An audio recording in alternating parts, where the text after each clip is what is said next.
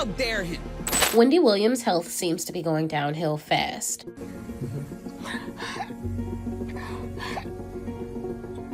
Many think that the reason she's gotten so bad so fast is because of her illnesses, but there are reports that her own son suspects that there could be foul play at hand. I feel like the Guardian has not done a good job at protecting my mom. Is there a chance that her life could be in serious danger? Anybody could look at her and tell this is not just alcohol. There's something more going on. The world was shocked when the Lifetime docuseries Where is Wendy Williams came out in early 2024. Are we ready? Yeah, waiting on you. All right. And away we go. People got to see a side of Wendy that they'd never seen before. And honestly, seeing her in such a bad way was pretty upsetting for a lot of us. Did you see a neurologist to find out if I'm crazy?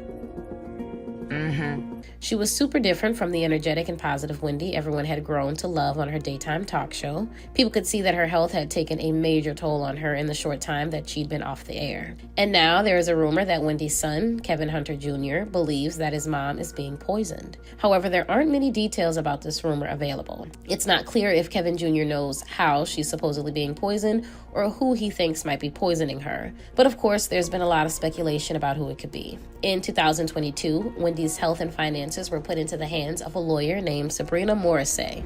My mom has done a great job making it seem like everything is okay always. Wendy, make sure you look here. 1, 2, 3. But in reality, there's something wrong going on. Did you see a neurologist to find out if I'm crazy?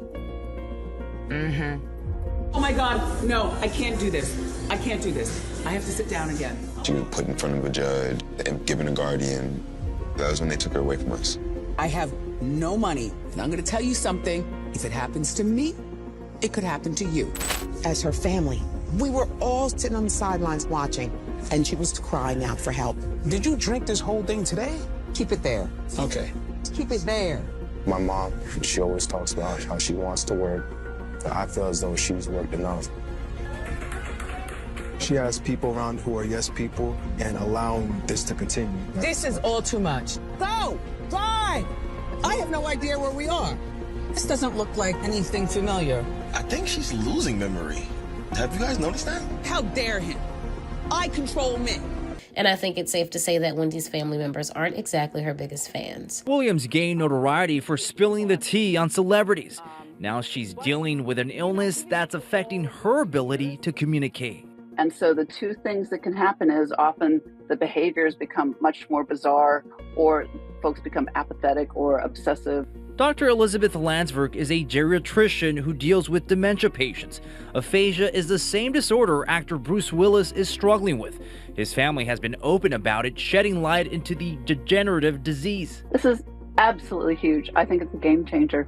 And I really appreciate, their bravery and their generosity to share. We all go through our challenges. Despite the setbacks, Williams' caretakers say she hasn't lost her sense of humor. KTLA entertainment anchor Sam Rubin. One thing that has been a key to Wendy Williams' success is this genuine accessibility.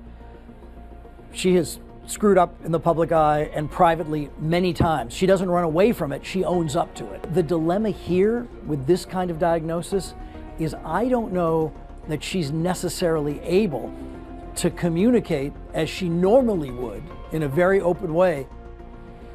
Now, Williams' caretakers say she is getting the medical care she needs. According to documents that People managed to obtain, Sabrina claimed that Wendy had become cognitively impaired, permanently disabled, and legally incapacitated, which is not only super tragic, but it's also a shock to think that she's reportedly gotten this bad so fast. Entertainment Weekly reported that she was last seen in public in August 2024 when she and her son were spotted at a holistic store in New Jersey.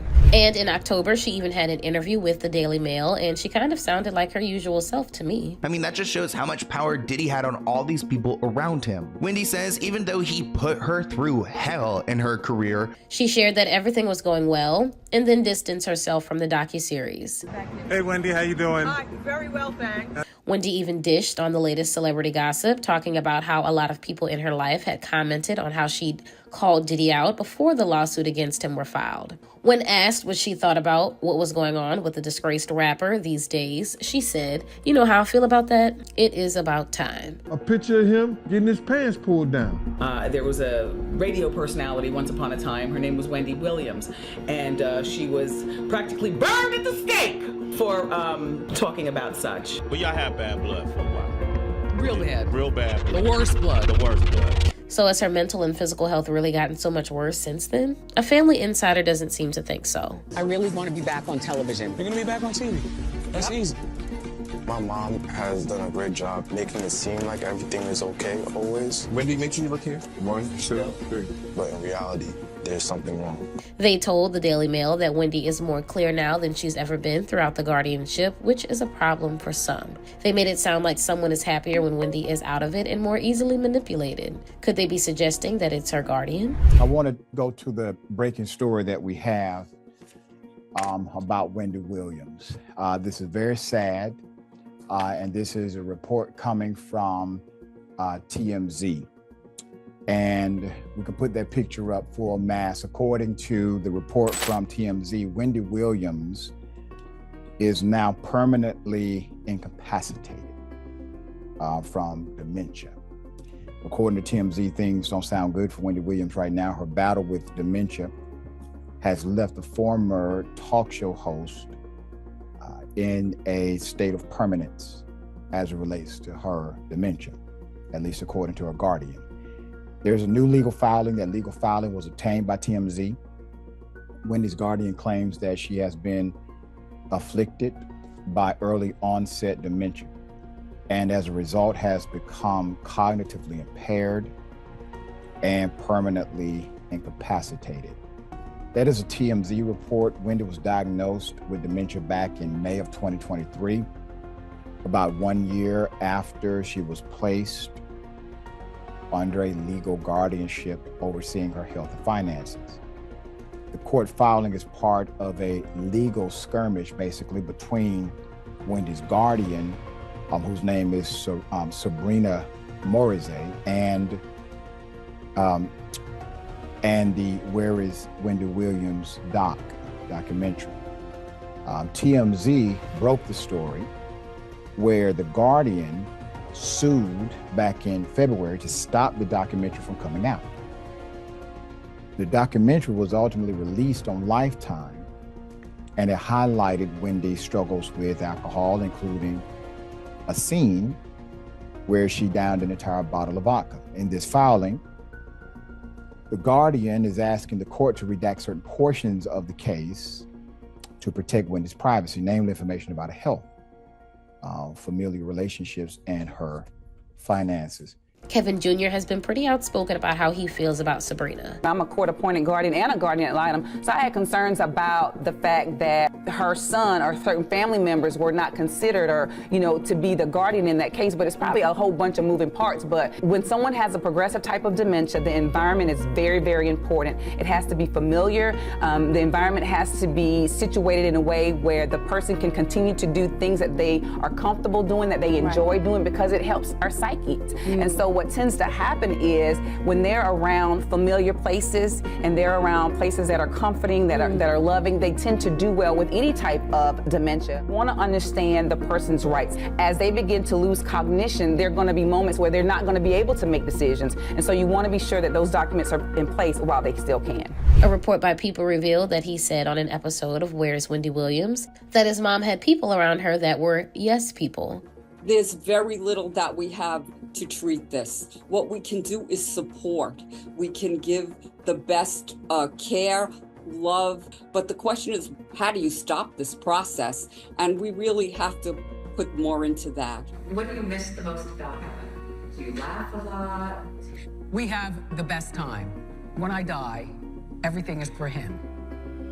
I think it was confusing for all of us because Wendy would have moments of clarity where she seemed fine, like the old Wendy we knew, and then there were times when she was completely a different person.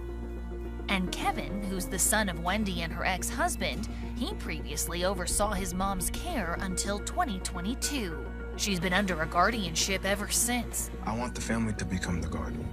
And you guys are ready to take care of her? 100%. As long as she has people around who are yes people, the same thing is always going to occur where she would ultimately just find any excuse to be by herself so she can get back to drinking. Kevin also addressing headlines that he stole money from his mom, which some say then triggered the guardianship. I've never taken it without her consent. I've always like spoken to her, and she's always wanted me to like, you know, spend her money. I've got so much money. I want it for my son. I want to give some love to my son, Kevin.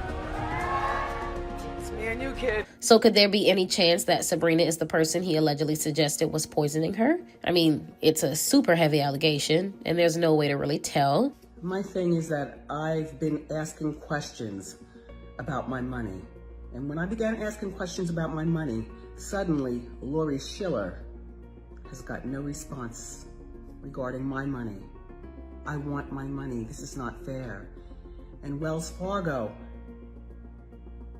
has no questions and answers with regarding my money. This is not fair. And Lori Schiller and Wells Fargo have this guardianship petition about keeping me away from my money. This is not right. And you know this is not fair.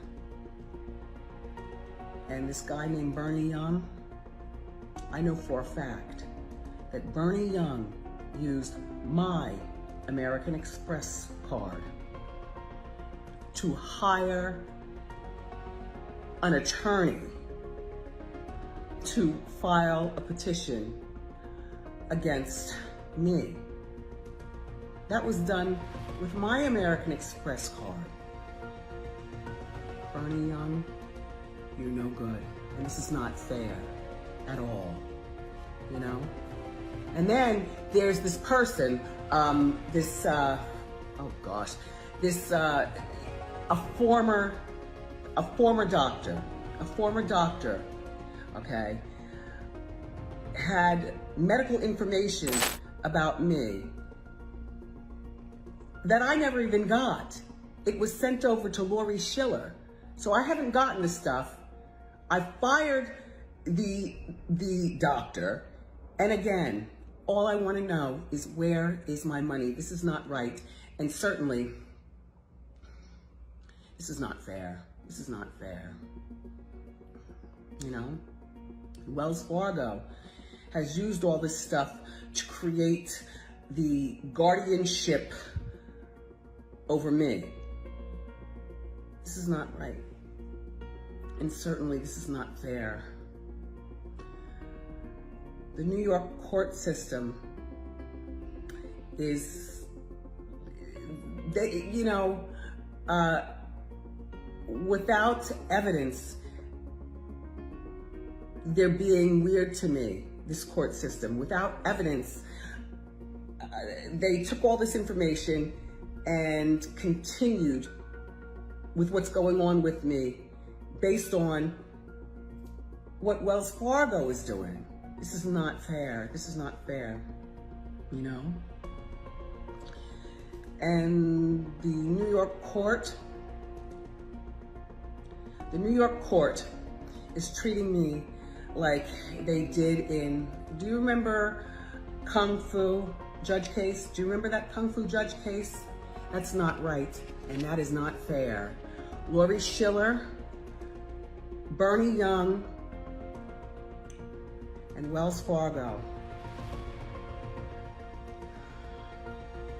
Please let me have access to my money. This is not right. And again, this is not fair. Have a pleasant day. Thank you. But there has been so much secrecy happening behind the scenes in Wendy's life that it definitely feels like something sinister could be going on. And I think it's only a matter of time before we find out the truth. Some of the issues that are being presented in this documentary have been there before, but it just really sped up over the last 2 years or so and just mushroomed into something that felt uncontrollable. She definitely cognitively has some things that are off. The 59-year-old now revealing through her care team that she has been diagnosed with primary progressive aphasia, a form of frontotemporal dementia, or FTD. Her team saying the decision to share her diagnosis was made not only to advocate for understanding and compassion for Wendy, but to raise awareness about the disease and support the thousands of others facing similar circumstances. Frontotemporal dementia, it tends to affect younger people in their 40s to 60s. It's pretty rare, and it affects behavior like decision-making, personality, impulse control, and then it also affects communication skills. But most patients will have a mixture of behavioral and language symptoms. Bruce, this way, please. Golden Globe-winning actor Bruce Willis, an action star famous for the Die Hard franchise, also diagnosed with aphasia in 2022 and later FTD in 2023, forcing him to step away from his career in Hollywood. I have to really give both Bruce Willis and Wendy Williams a huge amount of credit, because what they have each done is been open about something that is not a glamorous diagnosis. These are not easy symptoms to talk about. For them to open up that discussion and allow people to learn about this disease is such a gift, and it's so important. Alex sat down with me to talk about the documentary just before her aunt's diagnosis was made public. Your aunt is known for her sizzling hot topics. There are probably some people who don't feel the most sympathetic toward her right now. Is that hard for you, hard for her, to know that some people think the woman who went after other people is now dealing with her own life of a hot topic? I don't think that it's really hard for my aunt. I think she knows the bed that she made. And so you got to lie in it sometimes, right, when it comes to the court of public opinion, and she's used to that. I also understand that everybody's entitled to their opinion, and my aunt was in a very controversial lane. At the end of the day, she is a person, and she doesn't deserve to be suffering the way that she's been suffering. The weird thing is that this wasn't the first time that someone said that Wendy was being poisoned. Exploitation. She's being exploited. How could they do this? Right. What do you say to that? You know, and I understand that some people look at it and think that. But I will say this, first and foremost, my aunt is the executive producer of this documentary. And when I finally talked with her and I said to her, Wendy, why do you want to do this? She said, now is the perfect time because I want to take ownership of my story. But does she have the capacity to take ownership of her story? Does she really know what she's doing, in your view? I think that it comes in waves, and even in the conversations that I would have with her, right? Like, that conversation was crystal clear when I said, why are you doing this? And she said, I want to tell my story. That conversation was crystal clear. Owning her story has always been part of Wendy's brand. From 6 years old, all I wanted was to be famous. The proud Jersey girl going on to become a towering, often controversial figure in the world of hip-hop and R&B radio. Denial is a river in Egypt. Your husband is gay. By the time Wendy Williams really has kind of risen to the cream of the crop in New York radio, there were some celebrities who were very bold enough to go and sit across from her. One of them, the late Whitney Houston. Wendy, herself in recovery for cocaine use, pressing Houston about her alleged drug use in 2003. Is there drug use going on at this present time? Who are you talking to? Don't talk to me about that. You are very defensive, Whitney. I have to be, Wendy. You talk about me every day. She talked to Nightline co-anchor Byron Pitts about the exchange in 2015. I recognize the moment because I recognize the behavior, because that was once me.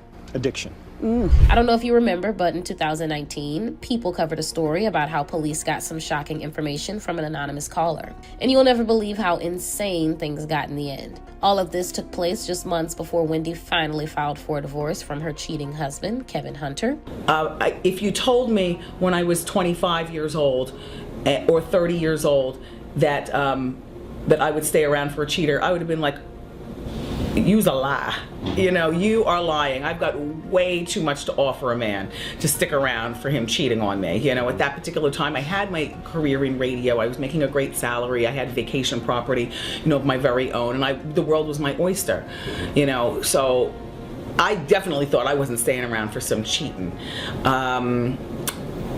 But I did. Though we still don't know who placed the call, an insider with knowledge of the situation reportedly told People that they thought the call was from one of Wendy's fans. So what exactly did they tell the police? Get this. They actually called the cops to claim that Kevin was poisoning his wife, and they should go around to her place to conduct a welfare check on her. The police ended up ringing the doorbell of the ex-couple's home in New Jersey. Kevin was the one who came to the door. He told the officers that his wife was recovering from an illness, and he was allegedly hesitant about letting them go inside the house. When he finally did let them in, the police found Wendy in her bed with the blanket covering from neck to toe. She reportedly told the cops that she was resting at home as she recovered from a fractured shoulder. When they told her the reason that they were there and asked her if there was any truth to the allegation, Wendy became tearful, according to the police report. Kevin reportedly then told the police that there had never been any calls to their home in connection to domestic violence before. The police believed both of them and left once they were sure that Wendy wasn't in any danger. Though the officers decided that Kevin wasn't harming his wife, he wasn't about to win Husband of the Year either.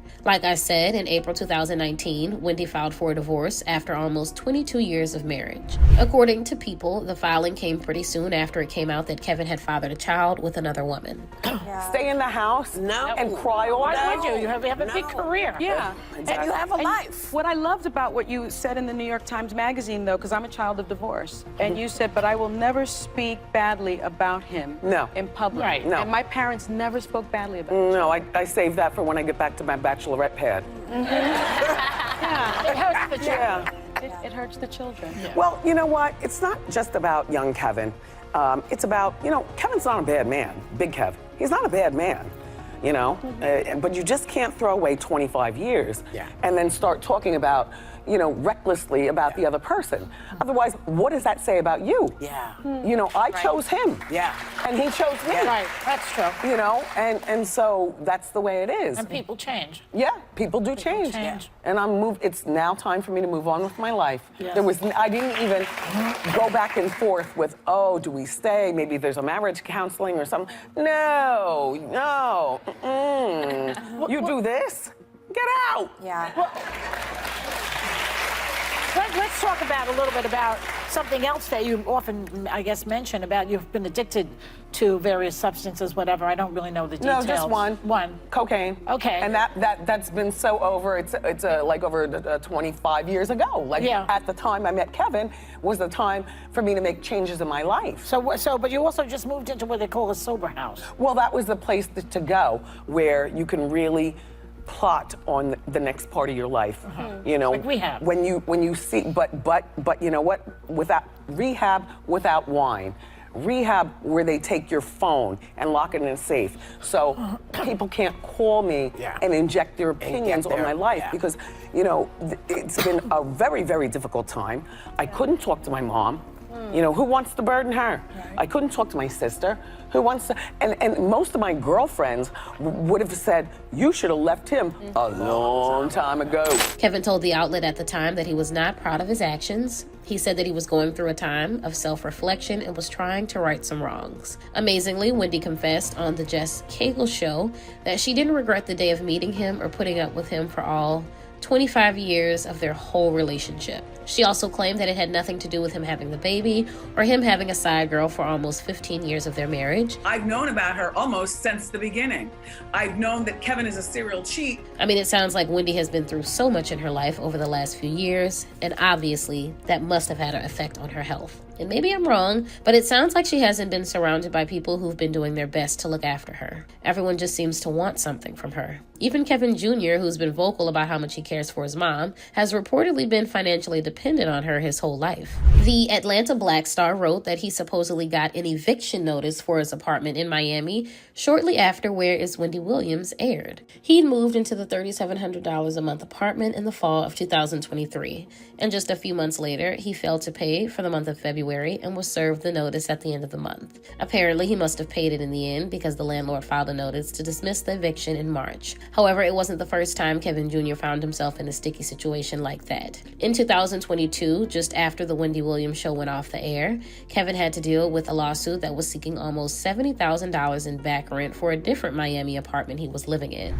The U.S. Sun reported that Wendy had initially paid $100,000 on the apartment to cover a year's rent between 2021 and 2022. 2022 and that it needed to be paid on a monthly basis. When Wendy's Wells Fargo accounts were frozen at the start of 2022, the owner of Kevin's apartment found that the rent wasn't coming in anymore. Kevin Jr. told the court that his mom went through some health issues that put the court in control of her finances, so all of the financial support that she'd always given stopped. The Atlanta Black Star article also revealed that on the docuseries about his mother, Wendy's nephew also made some eyebrow-raising claims about Kevin Jr.'s spending habits. He said that his cousin's rent was $80,000 and the receipts for his Uber Eats orders probably racked up to over $100,000. Wendy reportedly even spent $120,000 on her son's 23rd birthday party. With all of these people benefiting from Wendy's finances, it's hard to tell who's telling the truth and who's lying. But what do you guys think? Could someone really be poisoning Wendy? Or is she just a very sick woman? Do you think that most of the people in Wendy's life are taking advantage of her these days? Let me know what your thoughts are in the comments below.